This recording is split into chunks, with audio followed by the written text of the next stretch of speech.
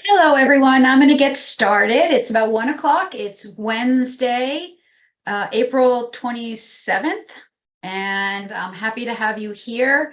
We're going to talk about functional medicine today. This is something that I've been working on for a few years now, training, and I just think it brings all the pieces together. So I hope that you enjoy today's talk. And we're also putting these talks on our website, so you can check it out there. You can also look at our YouTube channel. So we have a YouTube channel now, which is kind of cool. So check that out as well. You can like it, you can follow us. Also follow us on social media if you get the chance. So let's go ahead and get started.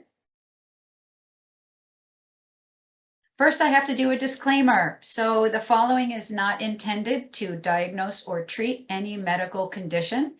This discussion does not constitute or establish a doctor-patient relationship.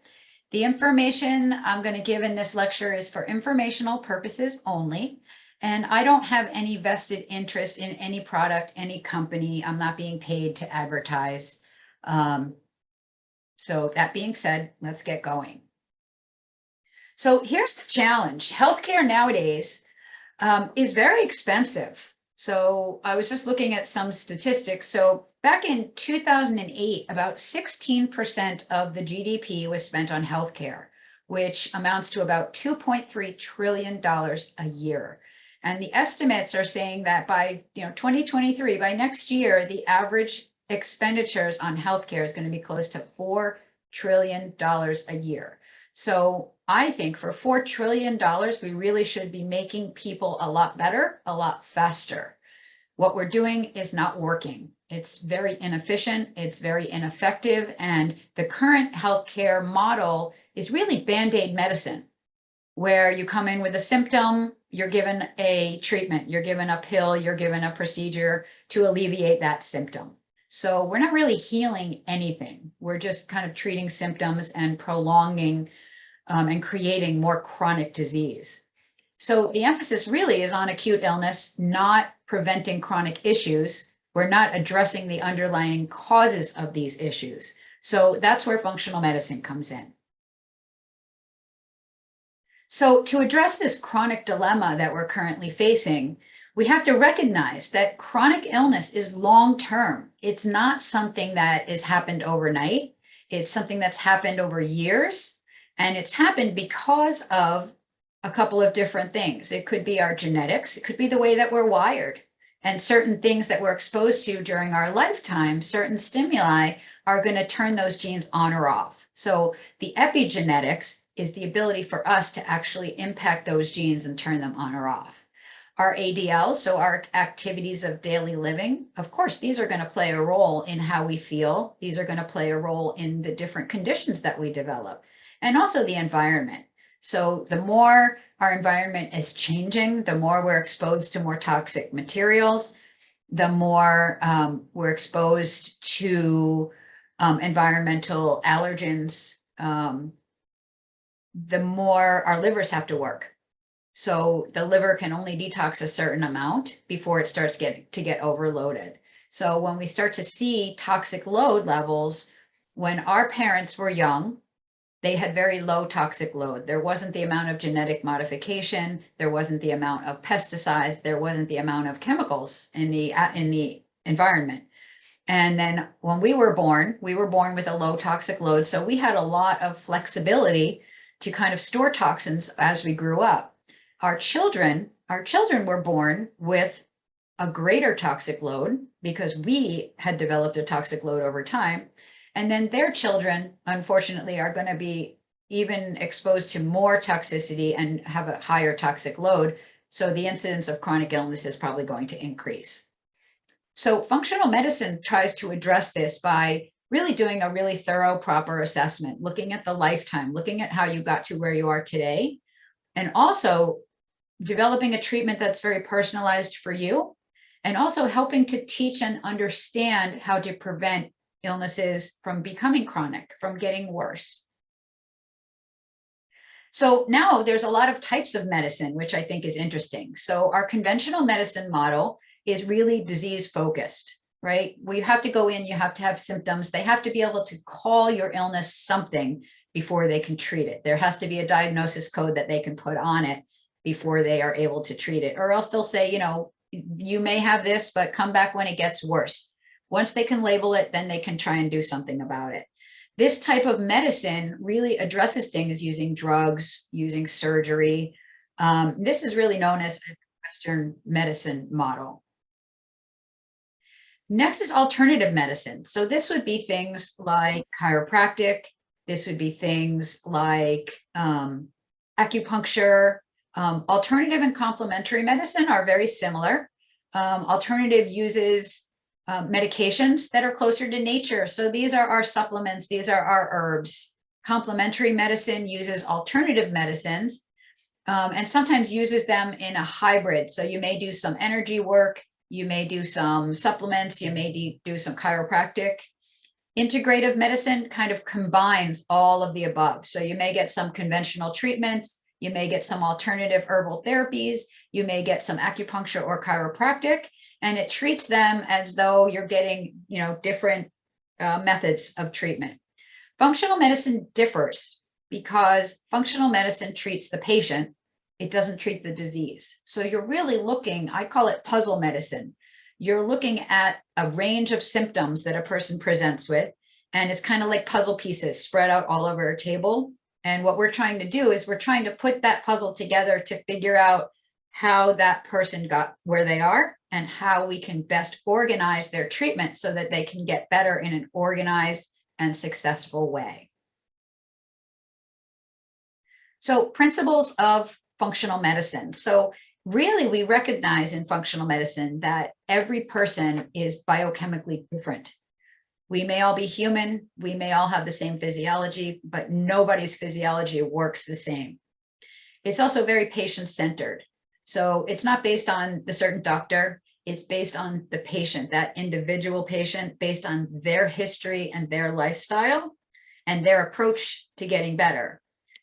There has to be a dynamic balance. So we recognize that it's not just a matter of feeling ill and then treating that illness and getting better. It's a balance between your body, your mind, and your spirit. So it's your physiology, it's your mental health, and it's your belief system. So we have to understand too that all of the physiology, everything's interconnected.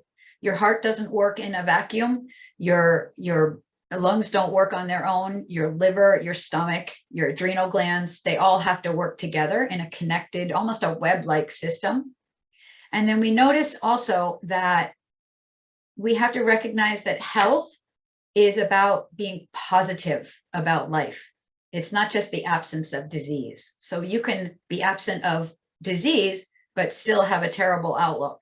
So we try to promote health as being a positive vitality, a positive outlook, and a positive way of living. Also looking at here, organ reserve. So we want our organs not only to be toxin free, we want them to be healthy. We want them to be able to work together in a healthy way, and we want to keep them optimally well. So we want to keep them working at their best all the time. And then functional medicine is not, it's not voodoo. It's not alternative medicine. It's not, how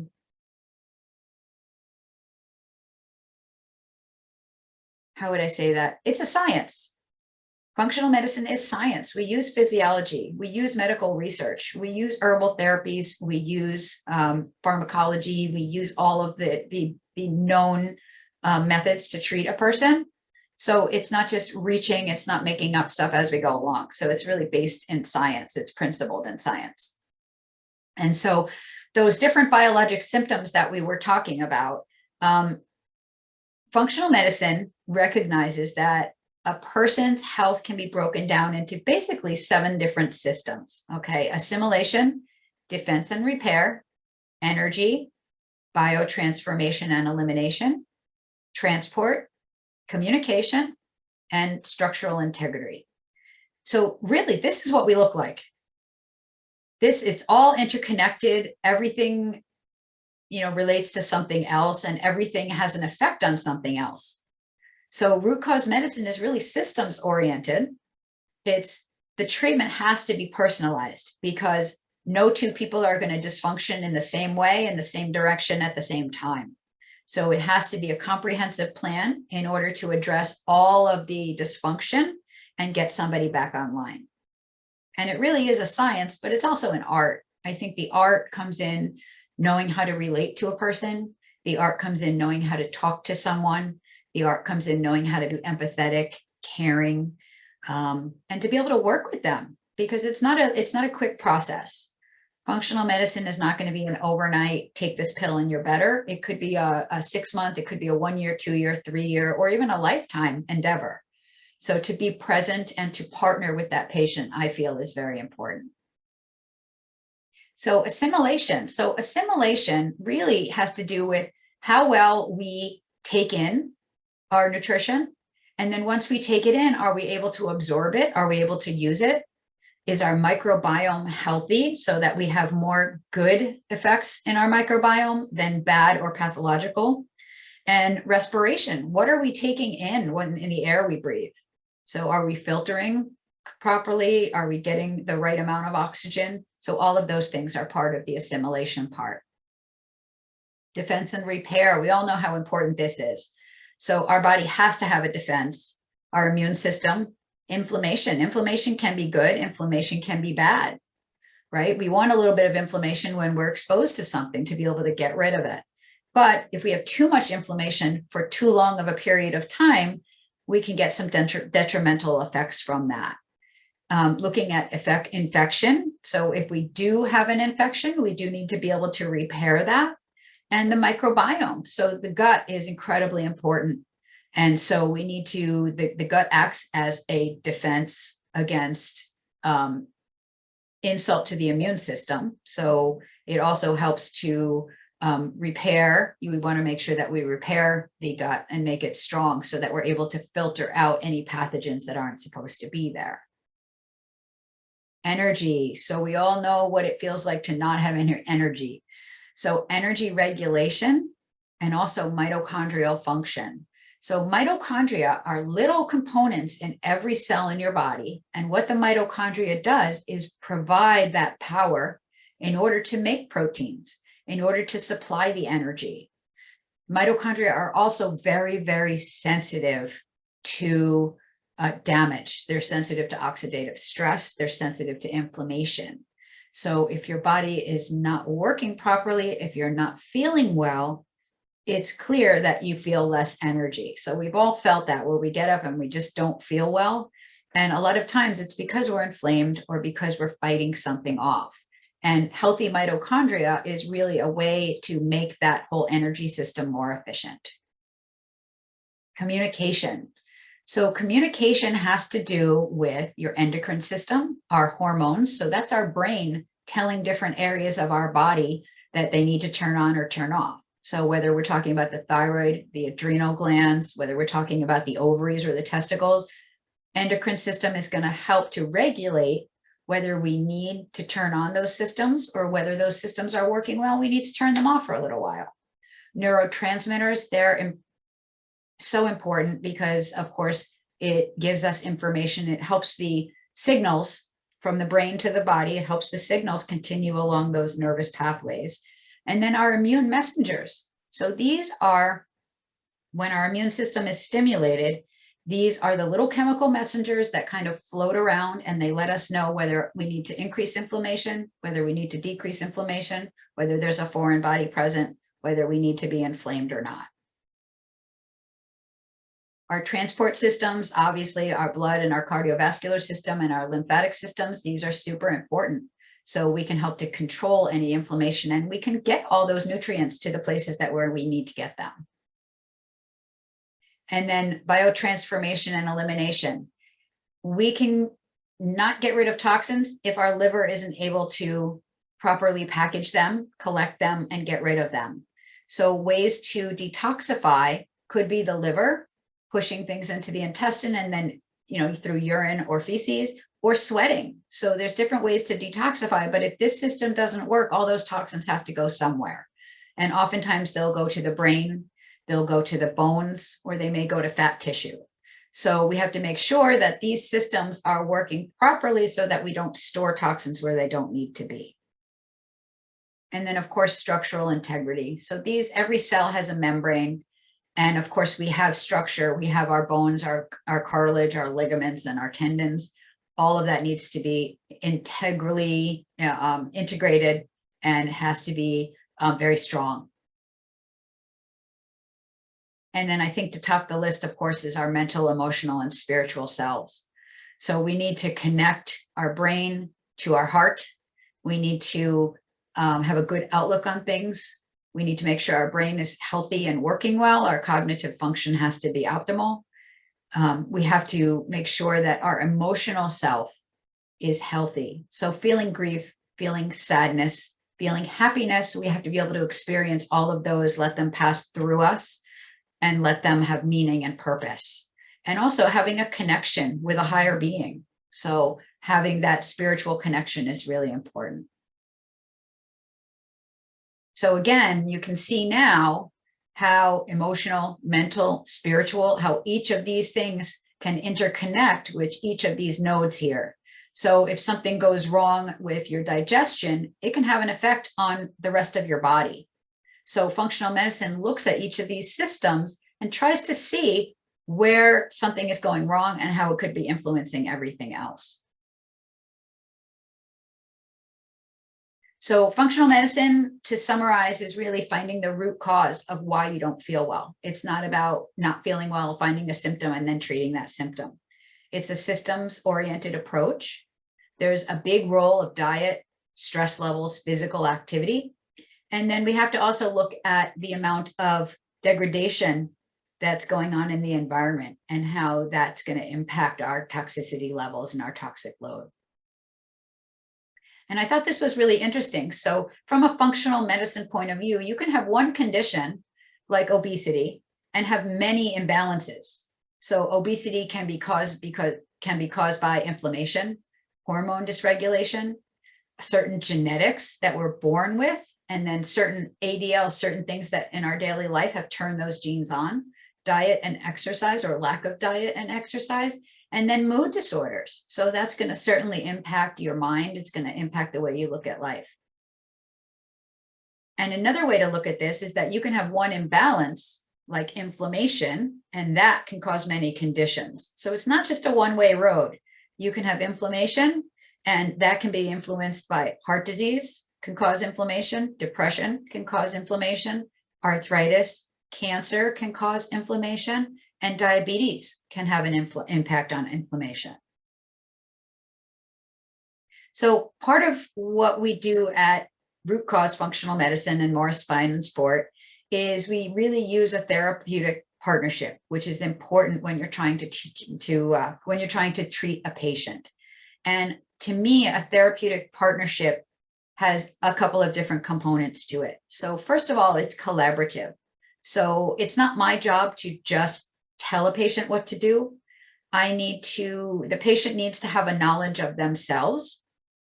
We both need to take responsibility. So my responsibility is to guide them and educate. Their responsibility is to really take what I'm saying and be able to modify their circumstance, and then listen to recommended interventions. A person has to be ready to change. So you may want to change, but you have to get to a certain point where you know that it's a possibility. It's something that you really believe in your heart and you're ready to address in your mind and in your spiritual self. And then we offer guidance, we offer training, and we try to support the patients in the best of our ability to do that. So many of our patients that come to Root Cause have already gone everywhere else.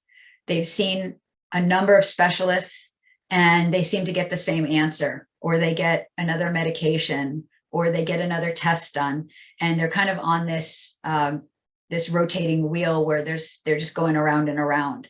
And so once they come here, we try to collect all of that information and we try to target what could be going wrong. So all of these roots here, these root causes, all of these things can be impacting any of the above here and causing what their issues are.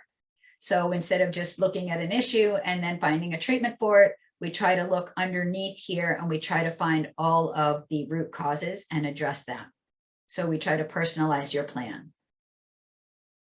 So if you decide to take the root cause functional medicine approach, preparing for your visit, we do ask for a lot of information. So we really want to get to know the real you.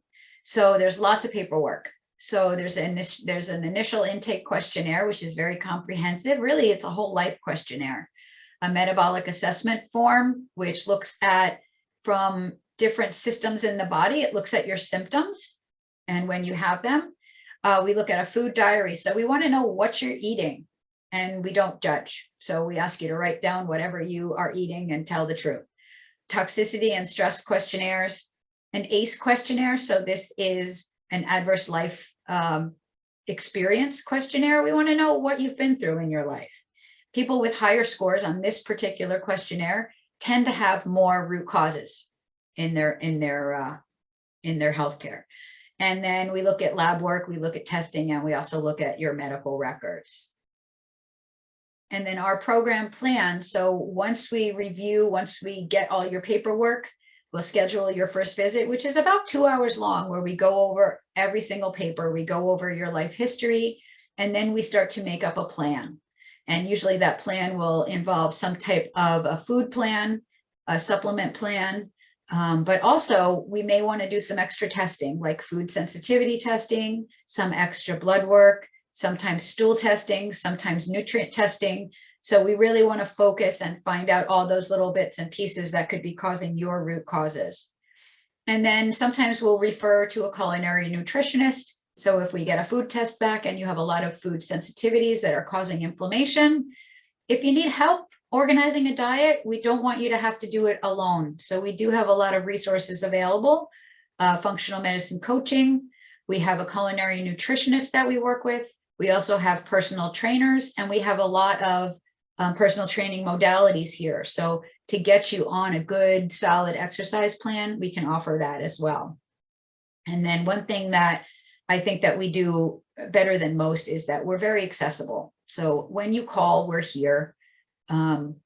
We're here to answer questions. We're here to guide you. We're here to give you support. And I think that's really important when you're trying to change your life. So thank you, everyone. I hope you enjoyed this lecture. And here, if you mention this talk, you get, oops, this is the wrong one. You get 10% off of your first initial visit. And the visit cost is $500. So if this is the wrong one, I apologize.